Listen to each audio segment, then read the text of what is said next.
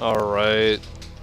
So guys, this is gonna be more on the, I guess what would you call it, the guide or tutorial sort of things?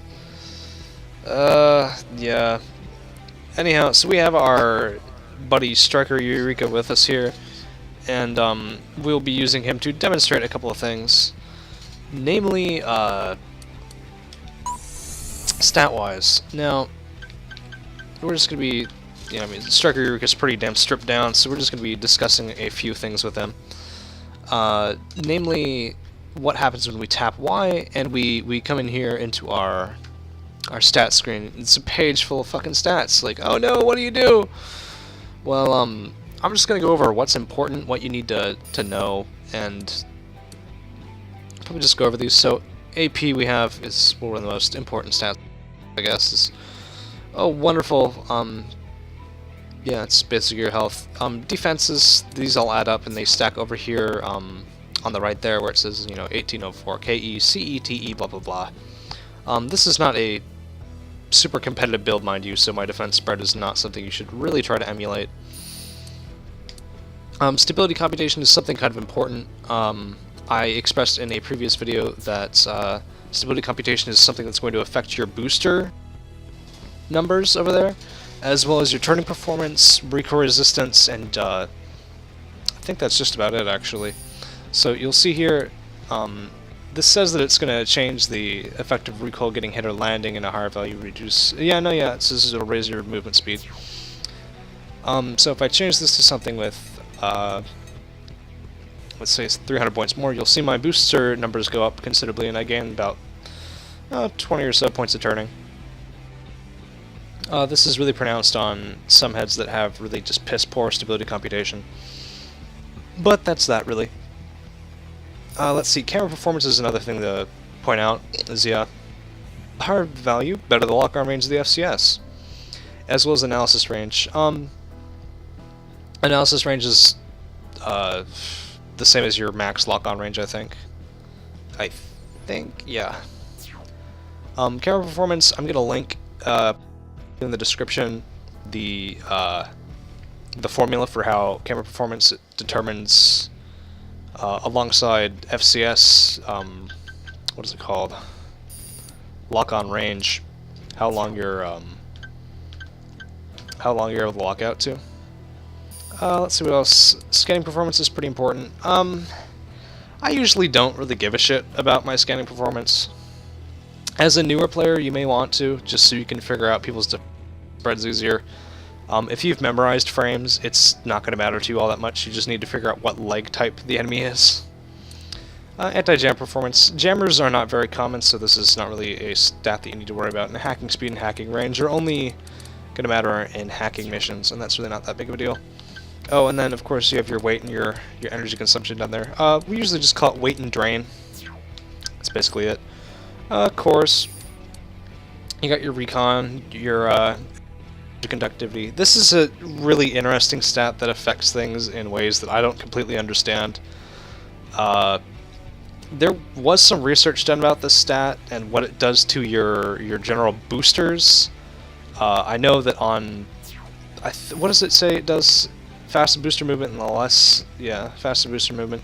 When it says faster there, it's not making you any quicker, boost-wise. Simply what it's doing is it is changing your acceleration stats, I think by that value there, so in this case it's 110%, and kind of the same way that it affects firing stability, or that firing stability affects how fast you fire your weapons. So say on something with fucking low efficiencies, it's gonna matter less, I think? No, let's check. Yeah, with lower efficiency, it matters more, so it's gonna turn that up a little bit better, and it's basically gonna propel you forward more, I guess? I haven't really bothered with it in a while, since I haven't used power boosters in ages. Anyhow, that's that. Thermal resistance. This is going to reduce the damage you take when you're using a UW. It doesn't really apply that much, I'd say. Let's see, firing stability is the only really thing that you should be worried about other than defenses on your arms. Because it's only the stat there really, and that and shoulder units. This is pretty self-intuitive, I think. Or did I say self-intuitive? Derp. I'm sorry guys, it's late, I'm a little bit sick. I'm parched. I'm just doing this off the top of my head, really. No, just kidding, I have a script here, but it's really just talking points. Anyhow, more stuff that we should probably focus on is in the legs. So load cap is going to determine how you can carry, of course. Movement control, this is an interesting thing. Combined with stability control and I guess turning performance, it can do wonky things with your AC. Some things with higher numbers in one of these or the other are not always faster, I guess. I can't think of an example off the top of my head. It really comes into play with RJs more than anything. Because these, I guess you could say, yeah, these 5 stats here are basically your mobility stats. And stability control and movement control and turning performance are all, they're cumulatively down there in your stability, recoil resistance, and turn performance over there on the right side. And those are still affected by your head stability, and so that some weird formula, and it comes out with those numbers down there. So when you change things in this screen over here on the left, you'll notice that there's going to be changes over there. So say if I swap to Denali legs, I lose about 70 points of turning, but I get some more stuff. You can see here. Less movement control, more stability control, turning performance, and that's basically what that's going to reflect over there. I can't think of any weird examples that would be interesting to point this out.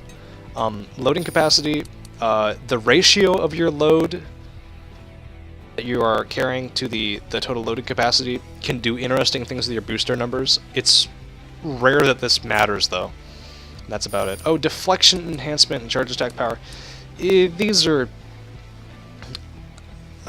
well, deflection enhancement on most builds really is just like a formality. You will rarely be using what's called a kneeler build if you're a biped. This will actually modify your defense numbers by that amount, so it'd go up to 198% of your total defenses. At least I think that's correct.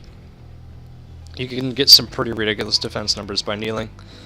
Charge attack power, I wouldn't read into this too much, because you're not going to do that listed damage. Charge attacking, or I guess kicking in general, has some really weird numbers to it. Let's see. Let's actually choose a real FCS here. So yeah, we got our lock-on size. This is something people, or at least new players at least, don't seem to pay attention to that much. The colored ring on your FCS is not actually your lock size. That's just your HUD. The translucent one, either around it or in the center of it, is your lock size, and this is, as it says, going to be the wider or the width of the area that you can lock on, or I guess the circumference of it. Lock-on range is pretty self-intuitive. Same thing with lock computation and missile lock computation. Keep in mind these are different numbers. Does it actually say? Yeah, it does down there. But it leaves out how much your total missile locks, your subunits, and your jammers and whatnot. Jamming resistance, again, not really all that important. Max jammers, max subunits, missile locks, yeah, that all makes sense, doesn't it? Let's see, generators, yeah, energy output, energy capacity, those are pretty self-intuitive. Why do I want to say self-intuitive? Jeez, I haven't slept in a while. Pretty self-evident, maybe I should say. Or pretty just generally intuitive. I'm making a butchery of this, but I don't think I really care. Critical power. Yeah, higher the value, the shorter the charge time for UWs. This really ain't going to apply all that much. I wouldn't really worry about it. Same thing with jammer resist, unless you're fighting like Liv or something, in which case just don't bother with it. What else have we got? Let's see. Boosters are rather interesting, I'd say. Let's look at the most common one here, the BA309, which is your Shinatsu. And then I guess we could compare it to what? Well, everybody uses BA309 primarily. Or you could compare it to like UBT or something. Primarily this Let's see. These numbers all do really wonky things, honestly. So boost power, this is going to affect your normal boost, which is that orange booster number like directly across from it. Efficiency is basically, it's your time to reach top speed, so a high acceleration booster is going to have a really high ignition efficiency. High boost power is your high boost power, high boost efficiency, blah blah blah. Energy consumption, this is a fun stat. In some cases it's better to have higher efficiency than EN consumption, because things are just weird. Your initial efficiency is basically how long it takes to reach top speed. You'll notice that on power boosters, you don't really have a whole lot of control over your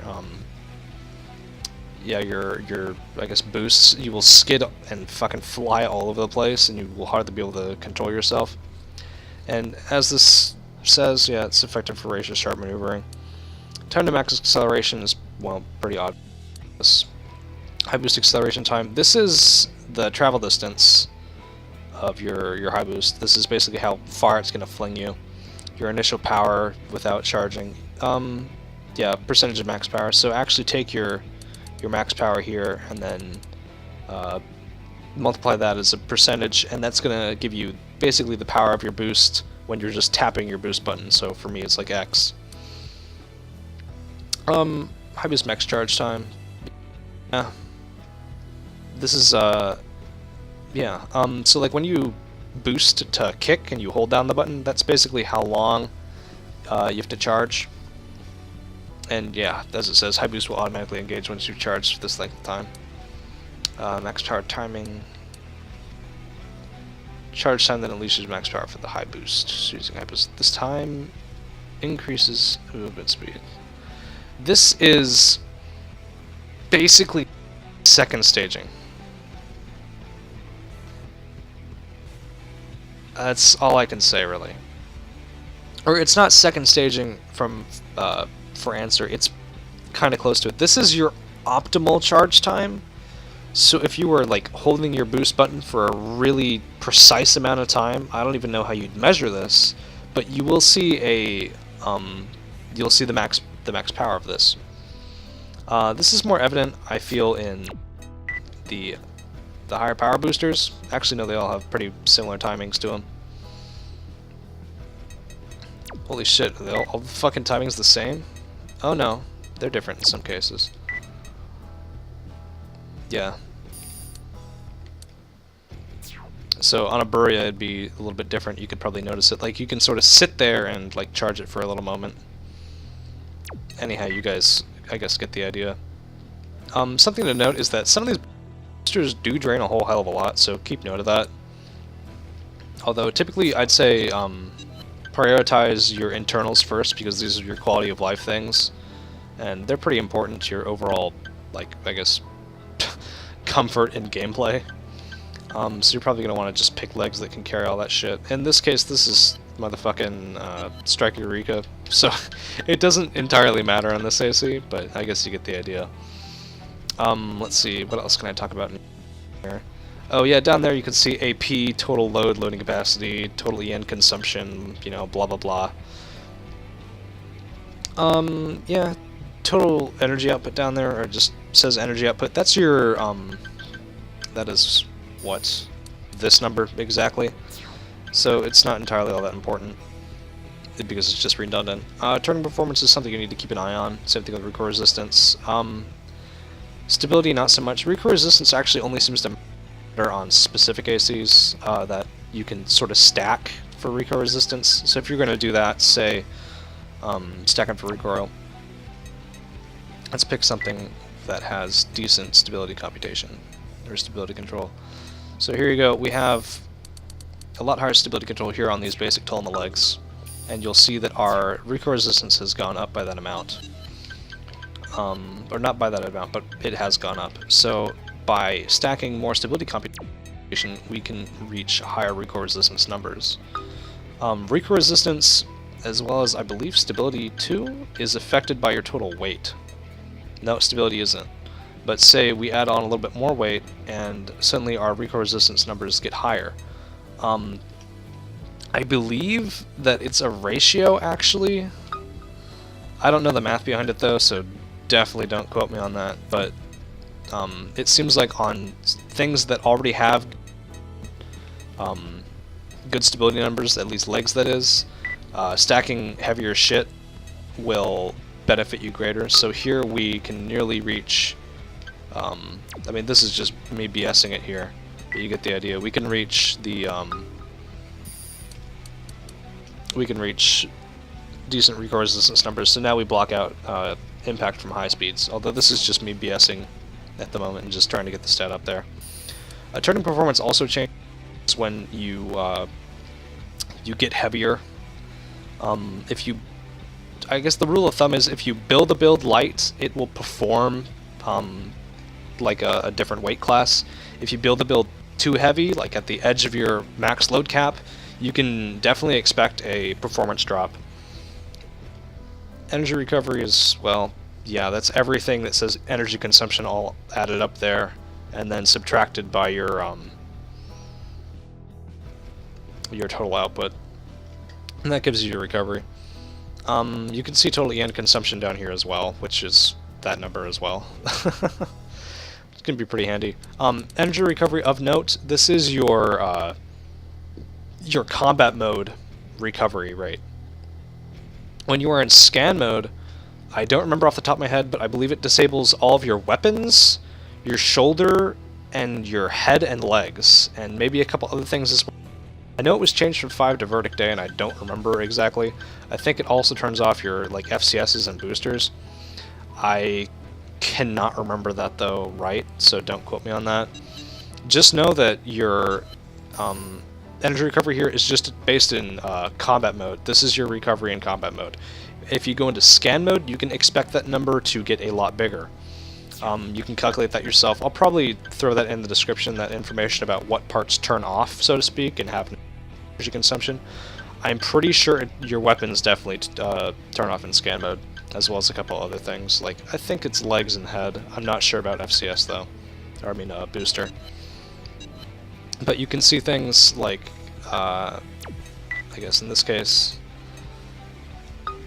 if you have about, what, like 5k regen, I want to say. That's kind of just an arbitrary number though. But if you get reasonable regen numbers, then you can expect to have what's called infinite glide boost in scan mode, where you will be regaining energy in scan mode while you're glide boosting, which is a really powerful tool for mobility. And it can give you basically infinite pressure and infinite escaping power, granted if you can outspeed things to get away. Let's see, recons, this is not really the most important of stuff to go over, but you get the idea.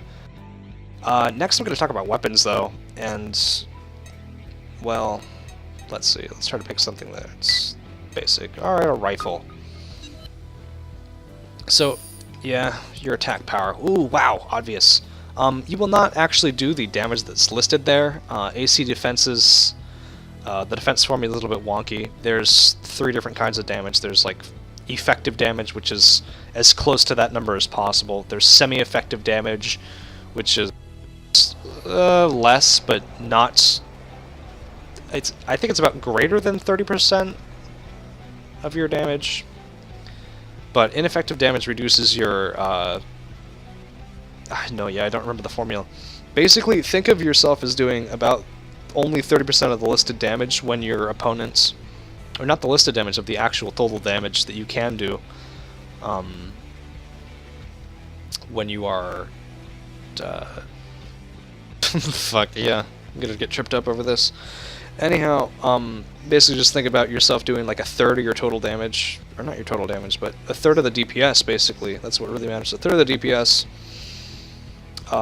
when you're hitting something ineffectively. So it always pays to try to go for effective avenues of attack, unless you have absurdly high DPS to begin with, in which case it probably won't matter all that much. This is why GATs are decent. Impact force, yeah, impact force compared with your target's recoil resistance stat will do interesting things with their AC. If you have impact force higher than their recoil resistance, you will put them in a state called stagger. Stagger will reduce their defenses by about 20%, I believe. And that can be huge, actually, because that can make weapons that are, middle of the road attack power here into effective damage, and that will shred people. It's a good way to enable DPS to do a lot more damage, or for high-speed volleys to do effective damage, which can wreck people.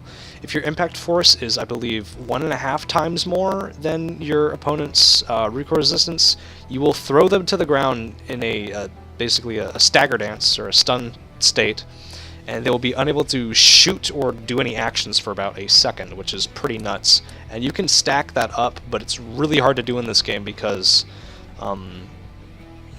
it's kind of broken. It's a broken mechanic in this game compared to 5. It just does not happen all that frequently. Ammo capacity is pretty obvious. Reload time, well, there you have it. Base lock-on time, yeah, lower the value here, the quicker you're going to lock on. I don't remember what exactly that number stands for.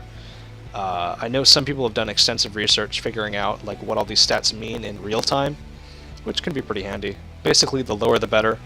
I recall a buddy of mine said, like, don't go above, like, 50 or something for, like, really close quarters combat. I'd just do whatever you're comfortable with, honestly. Muzzle velocity, velocity of rounds the moment they are fired, yeah.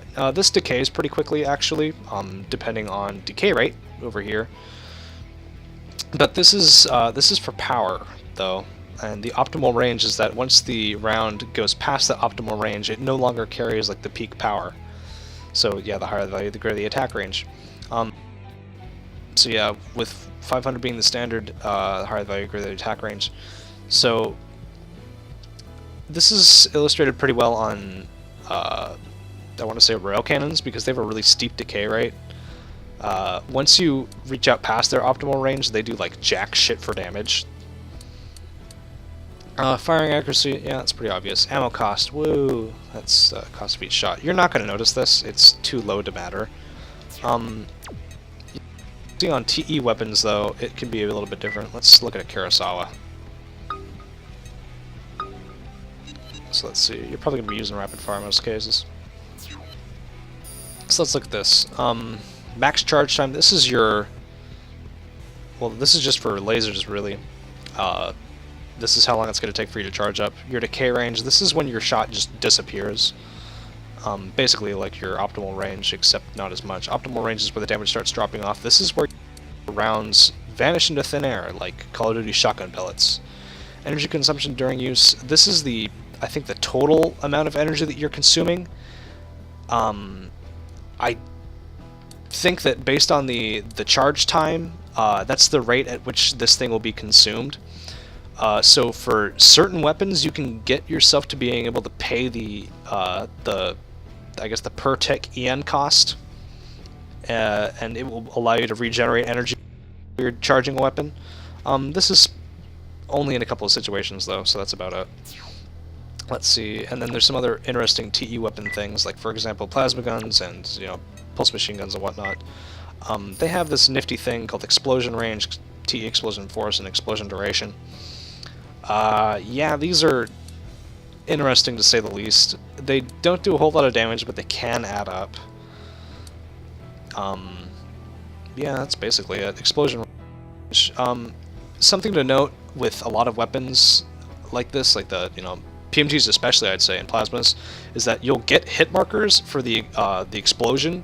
The explosion is doing minuscule damage, by the way, and it'll last there for a little while. So you need to be careful that you're actually hitting with the main projectile, actually, as opposed to just its explosion, which can really throw you off with PMGs, for example, because some of them have higher explosion ranges than others, like the Fave, for example, and yeah, the Fave has a really ridiculous explosion range. Although I think that's about it for now. Let's see. Yeah, blades are cool too. Interval is basically the reload rate. Blade length is a sinful topic. And blades apparently lock. I don't think this has much to do with anything though. Yeah, these things don't lock, but laser blades do. Yeah, it's weird. I don't think there's any other weird interactions that we can talk about. Let's see, jammers and fucking sentry guns. These are kind of obvious. And honestly, you're not really going to run into these all that much. Shields, I should maybe talk about a little bit.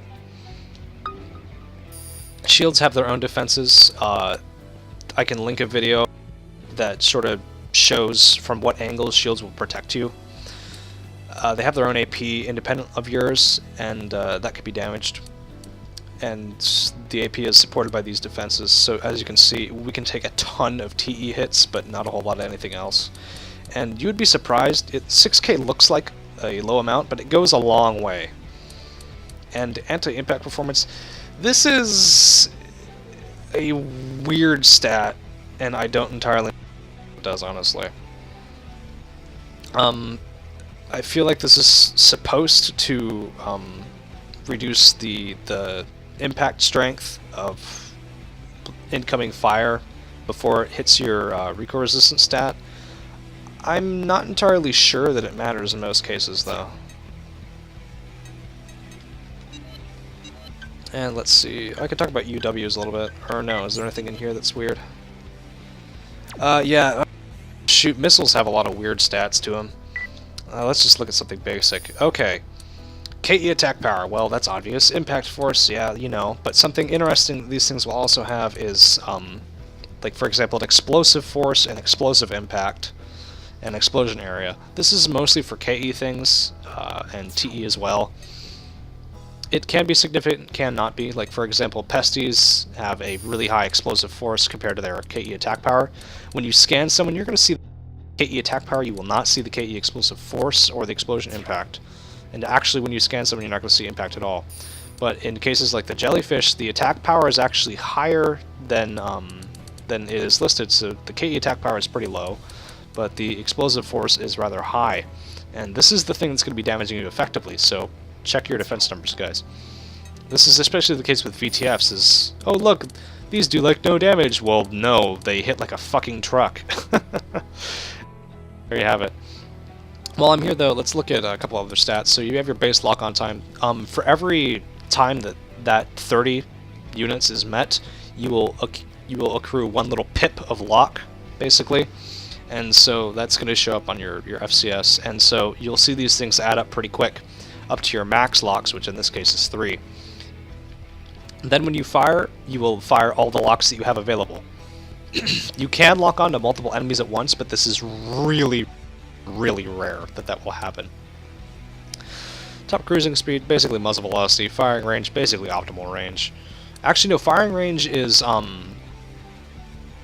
what? If you exceed that firing range, you just can't lock onto them with missiles. So it's basically like your missiles acquisition range.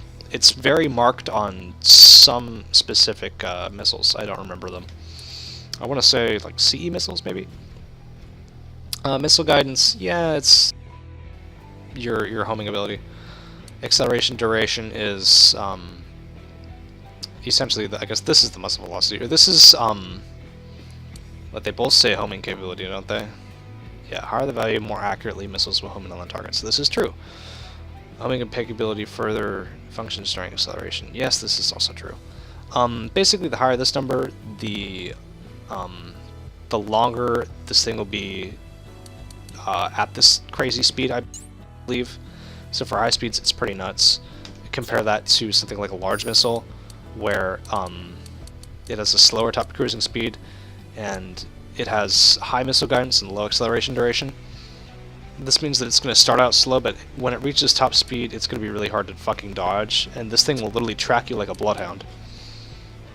That's about it then. Ammo cost, yeah, we've already went over this. Do TE missiles have any weird interactions? I don't think they do.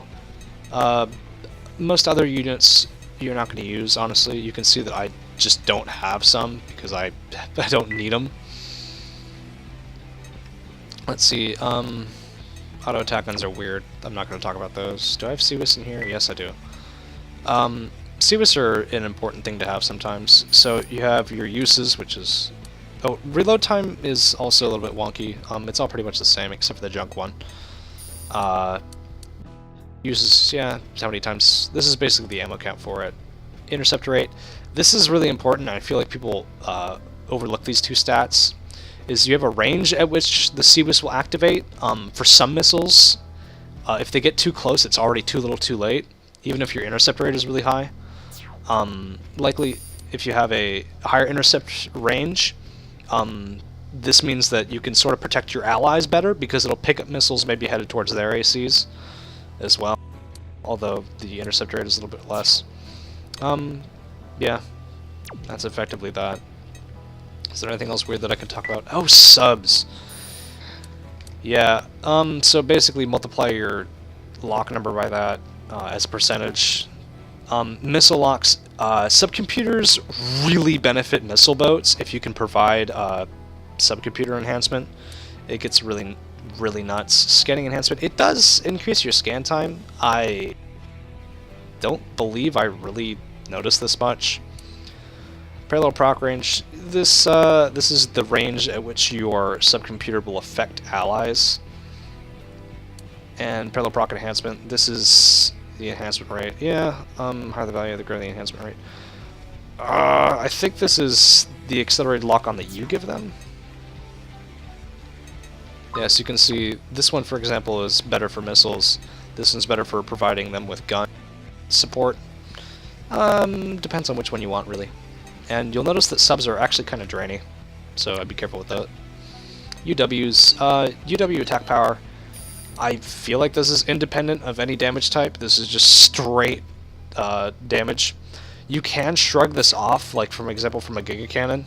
I mean a Giga Missile. It has a unlisted stat, which is like the, I guess the range of it, the range of the explosion. You can see that with only 100k damage, it can kind of fall off. Or I should say only 100k damage. Whatever, because it will become less by the as it nears the exterior of its explosive range. So yeah. Other things though, this shit will just like instantly kill you in most cases. So there's not really any sense worrying about it. Same thing with the Legion Pulse. In some cases, like if it just barely nicks you, it's not going to do a ton of damage. Other times it will. Did it with Giga Cannon, this thing will fuck you up. Or it can just bounce off your chest. Kind of weird stuff. Anyhow, all UWs have an attack power impact force. They're usually going to throw you to the ground if they hit you, if they don't kill you already. Operation time, this is how long the weapon will be active. So for some weapons they have longer operation times. Like the Giga Missile is operational for quite a while. Are these seconds? I don't know. I guess you could count. I feel like they are, because it seems like this thing is operational for a good over a minute. And then your charging capacity. This is how much you need from your critical power. Your critical power provides this. And this is how much you need before you can fire. So with the right generator and the right energy conductivity, actually, energy conductivity will also, I think this also multiplies your critical power by a percentage. So that can get you potentially 2 charges out of a UW. Issue with UWs in this game is that they kill your gen for about a good minute after you're done using them, which makes them kind of stupid to use in PvP, because if you miss, then you're kind of just sitting there. And let's be real, these things are kind of hard to use in most cases, and you're really just going to put them on there for the kick hitbox, because you'll see with this fucking massive thing hanging off my back, I gain a little bit of size, girth, whatever you want to call it. That's that, though. And I believe that's it, guys. Let's see if I can talk about anything else silly here. What have I got? No, I'll probably have more shit for you guys later. Anyhow, hope this helps. See ya.